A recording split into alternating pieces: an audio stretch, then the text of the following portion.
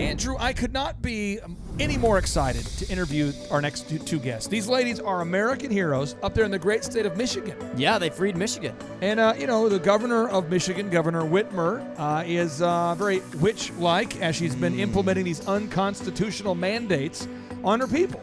And these two ladies, Tammy Clark and Kristen Meghan, decided that they are going to stand up and fight for their rights. They recognize that freedom is not free.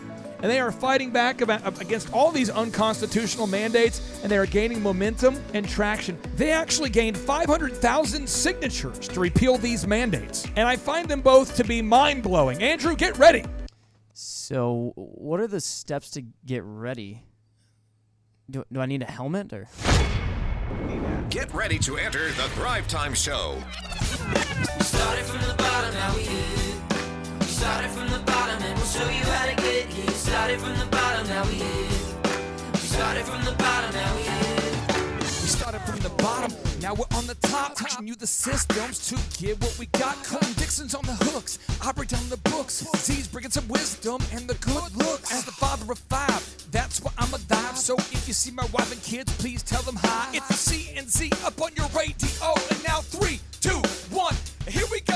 We started from the bottom, now we here. We started from the bottom and Yes, yes, yes, and yes, Thrive Nation. It is a very special occasion because on today's show, we are interviewing two American heroes. We have Tammy Clark, the executive director with Stand Up Michigan, and Kristen Meghan, the senior industrial hygienist and a health freedom activist and a media correspondent. And on today's show, we are joined here, Jerome, because you know this, Jerome. You're an IT consultant, but you're an entrepreneur. You're on the show. You know this. We are passionate on the Thrive Time Show of encouraging our listeners to let them know that they have a choice and they have a voice. But freedom's not free. We got to fight. I mean, Jerome, you've been posting on social media. You've been showing up at the mask mandate rallies. I mean, you've been doing what you can do. Yep. What encouragement would you have for all the listeners out there, Jerome, who are thinking about standing up for their rights, but they're a little bit scared? What would you say? Oh, you got to show up. You got to vote. Vote in person, please. Everyone. Vote. Okay. And do it the Democratic way, early and often. Tammy Clark, welcome on to the Thrive Time Show. How are you, ma'am? Thank you. It's great to be here. Thanks for having me. I'm great. Now, how did you meet this Kristen fellow here, Kristen Meghan? Kristen, welcome on to the show. How did you two meet? Well, it's interesting because I actually took the position as executive director with Stand Up Michigan because my business was shut down, and I was actually very angry about that. I am an environmental health, safety, and compliance consultant. I'm an OSHA credentialed and OSHA trained safety, health, and compliance, like I said, specialist basically, and I own my own company. My business was shut down, and I was actually really angry about that. So I started following a group that at the time was called Michiganders Against Excessive Quarantine. We grew to about 400,000 within a week, and then Facebook shut us down. Wow. So we had to regroup, and we rebranded as Stand Up Michigan. And I started following the group, and I was very upset about what was going on in Michigan. And so when the mask mandate started, that's where I got really vocal, because my background is in PPE, in respiratory protection. I am a court-approved subject matter expert in these areas. And so I started standing up, and that's how I met Kristen, because I found her, I think, on Facebook, because you were... Yeah, I think I was doing a local interview on the radio, and I think it was... Oh, that's right, yes. Yeah, and she commented, like, there's another one of me speaking out about this, and then... Yes, thank God. And I actually complimented her. Thank you so much for standing up, because there were, especially at that time, very few professionals, credentialed professionals who understood PPE and respirators and face masks and all of that.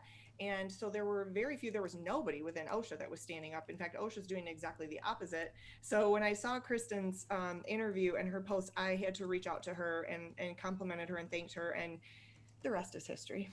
Well, Yes. Tammy, Now give we us travel around. Yeah, well, saving lives. tell me some And wins freedom. here. Tammy, you got to give me some wins. Give me some encouragement. I'm going to assume of our 500,000 listeners, many of them are unaware of the traction that you've been able to gain and some of the wins. Give us some wins. We need some positive wins. Well, what kind of traction have you been able to achieve? Yes. So I am all about positivity. And the Stand Up Michigan movement really was born out of a desire to give people an opportunity to connect at a time when we were all being told we could not leave our homes. We would be fined if we left our homes. We could not connect. We could not socialize. We couldn't even visit our families. And so Stand Up Michigan was actually born out of a desire to provide a platform for people to just connect with each other, share their stories. And that connection really exploded among the citizenry in Michigan. And so then we realized very quickly that we needed to give people an opportunity to be educated and informed about what was going on in the legislature and things like that. And then I myself, as a PPE professional and a health, safety, and compliance professional, started really speaking up about the mask mandates, educating people. I pulled Kristen into some of that. We've done a lot of trainings and education together. And then our other platform, or our other pillar, is to activate people. So we activated the citizenry, hundreds of thousands of people, to get involved, to sign a petition that would repeal an old law that Gretch is using to keep us locked down. And really, her goal was to keep us locked down indefinitely. That was the goal.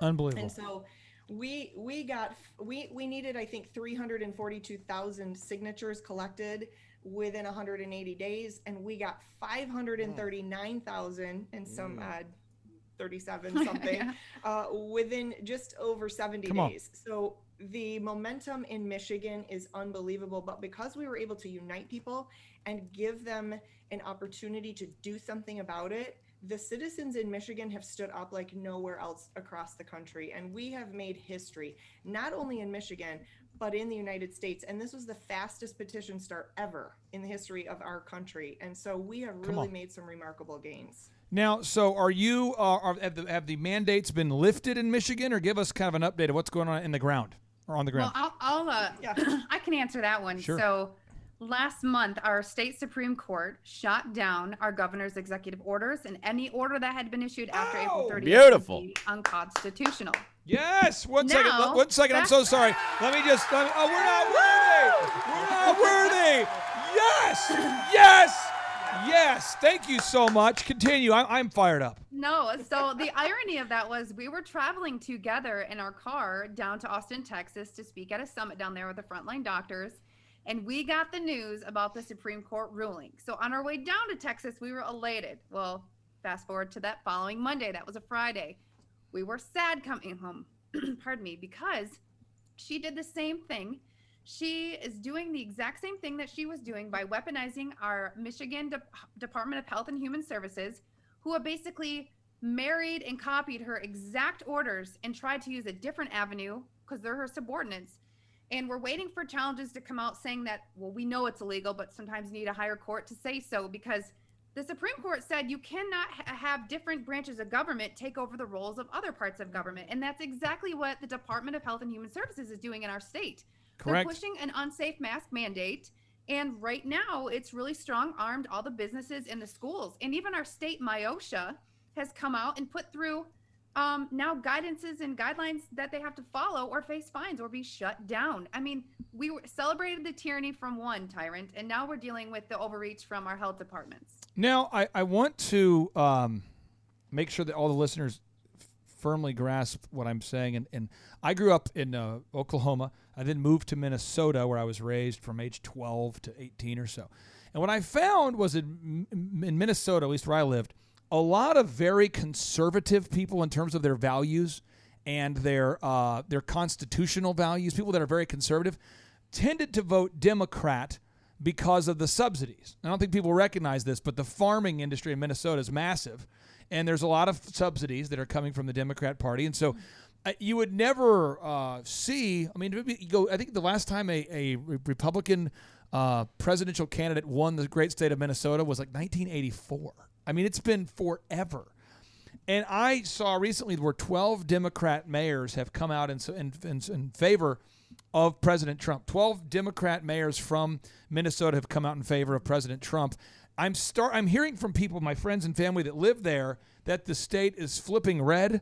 What are you hearing in Michigan? Are you seeing a big support for President Trump, or what are you seeing? Yeah, well, let's talk about the rallies. So we have had President Trump and his campaign team are definitely focusing on Michigan. We are a swing state. We are probably one of the most purple states in the country. And His team is very focused on Michigan. In fact, if you listen, when he's in Michigan, he uses our own language. He says, we are standing up for Michigan. And so that's very exciting because clearly he is very aware of Stand Up Michigan and what we have done and what we have accomplished. And he uses our own language when he's in our state. But if you look at the rallies, he was just in Muskegon on Saturday. There was probably 15,000 people at the airport, and outside of the fence, there was probably another 20,000. And I know this because I had students, former students of mine at Fair State University were texting me their videos and their pictures from in the crowd. Yeah. And I mean, it is packed. These people are shoulder to shoulder. They are so excited. The energy, it is just unlike anything you've ever seen, even unlike a rock concert. Of course, we had Ted Nugent, who's from Michigan, open for him, which was amazing. But when you look around and you see the energy and you see the young people, I mean, there are 20-somethings. Everywhere you look, there's just a sea of 20-somethings. So the energy and the age of the voters that are coming out that have never voted with this kind of enthusiasm before just tells you everything. Because one of our co-founders, and I have to laugh because he has a home in Arizona, he was down there during the last Biden Harris rally, and he drove by and said, I got to be honest, there were about 20 people in attendance. I think there were more Trump supporters waving their signs than there were Biden Harris people there. And then you look at the Trump rallies and you think there is no way they can win unless they plan to steal this election. It's just so clear. Well, I grew up, I was born in Oklahoma. I moved to Minnesota. And I just remember meeting people and I'm going, how is it that you guys go to a Lutheran church, are conservative in all of your values, but you vote Democrat? And I remember I was 16 years old, and a girl that I was dating at the time, her father explained to me, he said, well, because of the subsidies, we all typically vote Democrat. We just do. We just check the box. That's what we do out here. I know there was a great enthusiasm for President Trump when he won the state of Michigan in 2016. But could you maybe explain, Tammy, on the ground? I mean, how much more is the enthusiasm now than it was in 2016? Is it 10% more? Is it 20? Is it 20 times more? I mean, I'm hearing from family and friends, it's epic. Way more enthusiasm. Are you kidding me? What we're seeing on the ground and what we hear from the Stand Up Michigan side is we have Democrats that have been lifelong Democrats, staunch Democrats and supporters of Democrat candidates. They've never voted anything but Democrat, that are coming to us and are sharing on our page and are sharing, in some of the freedom events, the protests that we've had, the stories that we're hearing from lifelong Democrats that are deflecting because they feel like, I'm not leaving my party has left me. And then we're seeing the young people, the 20-somethings. Oh, yeah. They are more energized to vote than I have ever seen a group of young people before. Yeah, I want to add to that. So I guess you could label me as an independent. I have not been a Republican since the RNC screwed over Dr. Ron Paul. And those group of people went from being Republicans to libertarians to independents to following voluntarism. Those are your sleepers. Those are the voters that are not going to admit that they're voting for Trump, but being so scared of Biden. And I have my own show, and we were talking about on my show earlier today that we are seeing Trump is winning the early voting results that are coming in. And we have, I think it's a 300% increase through independent voters so far in Michigan that are more active.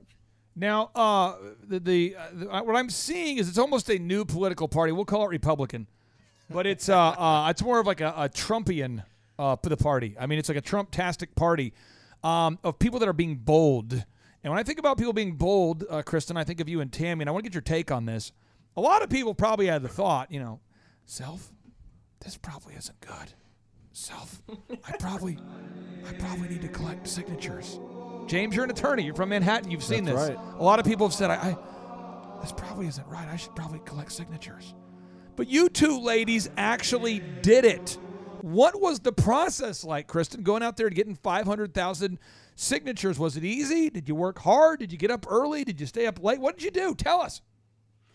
Well, actually, I originally, when we first got shut down, we had like 3 different organizations that were formed. While Tammy was working with Stand Up Michigan, I worked with a group called the American Patriot Council. So I was more focused on getting mask mandate rallies and freedom rallies and Second Amendment rallies going, but I've signed every petition in this state. I helped promote the sites. On my end, it was more an administrative role. I helped promote the sites that the signings were at, encourage people to sign all the petitions, but really it was primarily Tammy's team that pushed the, I think you had what, 60,000? Yeah. Yes. So let me address that, because my whole summer and all of the Michiganders that were involved, their whole summers were involved with getting up early, making our little signs and setting up our tables, roadside stands, outside of restaurants, parking lot, rest areas, you name it. We had sipping signs. Yeah, we did the sipping signs. We're good at that. But we had all kinds of opportunities and reasons to set up our tables with our cardboard signs that said "Unlock Michigan," end Whitmer's endless shutdown, repeal the 1945 law. You name it, everywhere you went, people were set up all around the state. And we were, yes, it was every weekend at farmers markets. And like I said, in parking lots and rest areas, people were set up all over the state. We had over 60,000 citizens sign up when we gave them an opportunity on our website to activate them, because that was one of our 3 pillars, right? We care for them, we educate the people, and then we activate the people. And we gave them something to do. Yes. And we connected them with the Unlock campaign, and 60,000 citizens signed up, and we're circulating the petitions all over the state, and we got it done in record time because of that. And one thing that was so great is I know in traveling around the state, I met so many people that were elderly or newly retired that never got involved in any sort of activism ever in their entire life. And they became circulators. They had their own little tables out. Even though they may have got 5 signatures, everyone counted. Yeah. Grandma and Grandpa you were ladies fighting are the for best. the state. Yeah. You ladies are the best. Now, we're going to go rapid fire. It's going to be a kind of a virtual town hall here. We're coming in fast. We're coming in hot. We got 4 questions in 4 minutes. So I'll go first here, and then Jerome will one-up me, and then Andrew will one-up him, and then James will one-up him. But we're going to come in fast for 4 furious questions. This first one's directed for Tammy, okay? Okay. What do you want our listeners to do, Tammy? How can we help you? What can our listeners do to support the great efforts that you're putting into this? It's bigger than helping just Michigan, but we want to help you. What can we do? So Stand Up Michigan is focused on going Stand Up America. We have already bought the domain, and we are already focused on states outside of Michigan. We're working with Colorado, New Mexico, several states on the East Coast, Arizona. And what I'm telling people is you cannot just succumb to the pressure. I know it gets heavy. I know it gets tiring, but you've got to continue to stand up. If we do not fight the tyranny right now, you will have nothing to fight for tomorrow.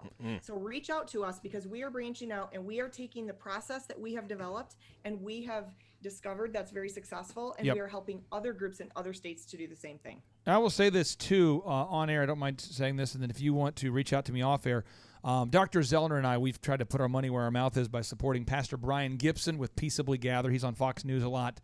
Sean Foyt, the long-haired praise and worship musician you see on Fox a lot. Dr. Richard Bartlett, the medical doctor that's treated over 1,000 patients with no fatalities, over 1,000 COVID-19 patients with 0 deaths. And we happen to own one of the largest marketing companies in Oklahoma. And pro bono, free of charge. You guys have my phone number. You can call me anytime. If we can help you with web or video production, whatever we can do, we're here to help you, and I mean that. So just feel free to text me afterwards if we can help you. Jerome, what question would you have here for these incredible guests here, either Tammy or Kristen? Yeah, I have a real simple question. Does 8645 mean something different in Michigan than it does here? That question being directed at Kristen. Well, no, I worked in the food industry when I was a teenager, and 86 meant we're out of something. Get it out of here. So, I mean, photoshopped or not, that clearly says let's get 45 out. You know, let's get Trump out of here. Violent or not, it was clear. It was a dig at the president.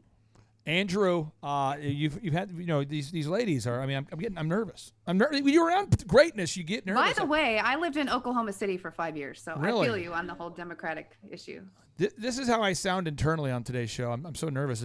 On today's show, we're interviewing ladies that are intimidating. Andrew, back to you. I mean, I'm just working through it right now. I feel like Garth from Wayne's World. Hey, Wayne. You should hear us at school board meetings. These are heroes right here, Andrew. I'm afraid. Andrew, what questions would you have for Tammy or Kristen? Yeah, I mean, it's kind of the same as Clay's question. What can we do down here, whether it's in Oklahoma, whether it's in another state, wherever people are at? How can we help? What can we do to help? I would say just really fully recognize that people often think like, I don't need to do anything. My neighbor will do it for me. And every single voice counts. Yes. Some of the biggest movements that have occurred in our state happened by just one person with no background in law or freedom fighting. They just got fed up. Businesses can stand up. Just stop, especially if you have mask mandates. You have constitutional rights, and you have a right to fight against things that are unhealthy for your body. And you just one person. Start going to stores with 50 people without masks. Start doing things in numbers and start speaking up, and let your state legislators know you will vote them out if they don't start allowing you to live free. And let me just add to that, because at Stand Up Michigan, we have coined a phrase that says the power of one can lead to the power of many. And it took one person to be brave enough to start a Facebook page, and within a week, it became 400,000 people and a movement. What's that your took our website? power back. What's your website, ladies, that we can go to? Tammy, what website do you want us to go to? It's standupmichigan.com. And the Now, new Kristen and I website? have we have our own pages and our own things as well, but that's the Stand Up Michigan page. And mine is realdealmedia.com. That's a media show that I'm a part of. Realdealmedia.com. That's realdealmedia.com. And you said you're building the domain standupamerica.com, or when can we expect to see that? Well, we will. We have not gone there yet, but we have purchased the domain for every single state for Stand Up. So eventually that's where we're going. That's our goal. Oh, you're great Americans. Okay. James, you're from the lockdown state of New York, where Yes, 30 what percentage of restaurants or businesses are just forever gone at this point? I mean, they went into bankruptcy, Well, yeah, they're the shut New down. York Post reported in July that a third of New York City's small businesses may never reopen, and that's about 70 or 80,000 small businesses that may never reopen. And this just because in. There's like 240,000. That's messed up. 240,000 businesses. Yep, and I'm shut down. My friends are still there, and they're telling me that places are shutting down still. Left Okay, and well, now right, listen. all that stuff. Your Oh, friends so are it's probably great positive. people, but these ladies are fighters. These are like Viking women. It's like the beautiful Viking women. They could. Oh, can you see my chest hair? I'm sorry. Whoa. I'm sorry. Even through the Zoom, I feel like they could stab me with a spear at any point here. They're incredible ladies, Viking women. What question would you have, James, there for our two incredible guests, Tammy Clark and Kristen Meghan? Are you finding less resistance now, more resistance? And if you're finding it, what do you do when you find it? That's a good question. There That's are three some questions. businesses. So that's a great question, because what has happened is that people in the United States have been so socially conditioned through psychological warfare. Let's make no bones about it. Yep. That is what has happened. People have been so socially conditioned that they are married to their mask. They're terrified. They think, oh my gosh, if you take the mask off, you're going to die. You're going to kill grandma. You're so irresponsible. It has become the latest virtue signaling, right? Tool mechanism. And so people are embracing the mask as a symbol of virtue. And so there is still a lot of resistance to taking the mask off, even though there is no state of emergency technically in the state of Michigan, and all the governor's executive orders have gone away. However, now the health department has stepped in, and now they're saying all the same things. And so there is probably 20% of the businesses that I'm seeing who have taken the signs off their doors, and they're completely mask free. They recognize there are no more legalities behind this. The health department, by the way, in the state of Michigan that has issued these mask mandates is doing so illegally. They have no jurisdiction over masks, and they have no authority to enforce or fine. But people are scared, and they've been so socially conditioned that they're just going along with it anyway. So Kristen and I have been working very hard since this happened to educate people and to educate business owners. You do not need to wear the mask anymore. It's unsafe, it's unhealthy, and it's not a legally enforceable law. Take the mask off. And I think what happened too is when we stated that the Supreme Court shut down our governor's executive orders for a Friday through Monday morning, Michiganders felt free. They felt recharged. It was like that sigh of relief when you're waiting for like bad test results. And then we turn around and had our, like I said, our public health department just put everything back. And I think that got the people of this state to say, you know what? No, I'm done following your rules. I know when I go to gas stations, I have a medical exemption, but I haven't worn a mask since March. I'm not going to wear a mask because I know it causes harm. There we go. Oh, you ladies are an inspirational duo. Neither of us have ever worn a mask. Don't wear a mask, won't wear a mask. Mascara is about as close as I'm going to get. Oh, yes. You two are American heroes. I'll give you the mic. First, we'll go with Tammy, then Kristen. What do you want to share with our listeners? Any final word you want to say with the listeners? Yeah, I would just encourage all the business owners out there, because I have been a business owner for many years, And a lot of this rests on the shoulders of the business owners, because all of their employees and all of their customers, this is where we are continuing to keep that mask mandate up, right? Yep. So I want to speak to the business owners out there, because you guys are the ones that are the key to unlocking this country. Business owners, stop being afraid of the mask mandates. We have found out in Michigan, if you guys remember, America's Barber, Carl the Barber, right? Carl the Barber. He's from Michigan. Oh. He was a business owner like me who said, how dare you try to shut me down? I have a constitutional right to run my business, feed my family, and pay my employees. I'm not going to go along with it. Carl said the same thing. So our governor weaponized her attorney general to come after him, and he flat out refused, went all through the courts, and he won. Nobody can take away your business license except for the state licensing boards, and that can only happen in certain cases. So Carl fought, he won his case. So we now have legal case precedent that it is illegal to try to take away a business owner's license. And I know that these cases are happening around the country, because Kristen and I get hundreds of emails from people all over the country and all over the world, really, on a weekly basis. But my message would be to business owners, stand up, just say no. Don't force those masks on your employees or your customers, because you are the key to unlocking your state and your country. And yes, you may have to go to court. Guess what? I'm involved in a court case. Kristen's involved in a court case. That's good We're times. not afraid. Well, you know what? Bring If it on. if you're a business owner and you've had any success at all, I mean, I've been self-employed since I was 16 years old. You're going to have some adversity. I mean, just you're used to it. So just get used to it again. And some people have had it really good under Trump. We've had 3 excellent years, and so people have gotten kind of comfortable. They've kind of gotten to a place where they're going, I'd hate to risk it. Well, let me tell you what, the riskiest thing you can do is to do nothing. And I just encourage everybody to heed the encouragement of these 2 American heroes. It's Kristen, any final thoughts? Yeah, I would just say, in speaking to the court case issue, sometimes you have to sacrifice yourself, do fundraising, find a pro bono attorney. You just need one lawsuit that sets case precedents to propel yourself into liberating your states in a very peaceful manner. I just think it's also important to understand that people that are in the career field, like Tammy and I, we are the mask experts. We are a very small career field. We are the court credential experts. True. Not doctors, not virologists. No, I do understand that some MDs are speaking out, and the reason they're speaking out is because those MDs recognize, and they'll even sometimes name drop us or our career fields and say, these people train us on how to use masks. This is how we know they don't work. So I know that we've been trained as a society to just believe everything white coats say, but I need people to recognize that Dr. Fauci, hopefully he's, he looks like Mel Brooks. He's probably filming Spaceballs 3. But anyway, Right. People need to understand the limitations of each profession. And I don't go out of my lane. I only speak to what I know about. I have 4 degrees, 18 years experience, and I will do nothing but promote health and safety. And that's why you should really listen to those of us in our career field who have been studying masks for almost 20 years. I would take both of your advice on eyebrows. I would, if you were giving advice on that too. Get them microbladed. Unbelievable. Great eyebrows, great American heroes. Thank you 2 for being here with us. Thank you. I just appreciate your boldness, and we are praying for you here, right here in Tulsa, Oklahoma. And I know all the Thrive Nation. There's about 500,000 of them listening to the show. They're encouraging. I know their thoughts are with you. And I would just say, Thrive Nation, pray for these 2 women. I pray for these women, and get out there and fight against these mandates. And thank you, both of you, too. Awesome. Thank you. Thank you. Thank you so much for having us. It's been a pleasure. Have a great day. Thanks. You too. And now, without any further ado, 3, 2, 1, boom!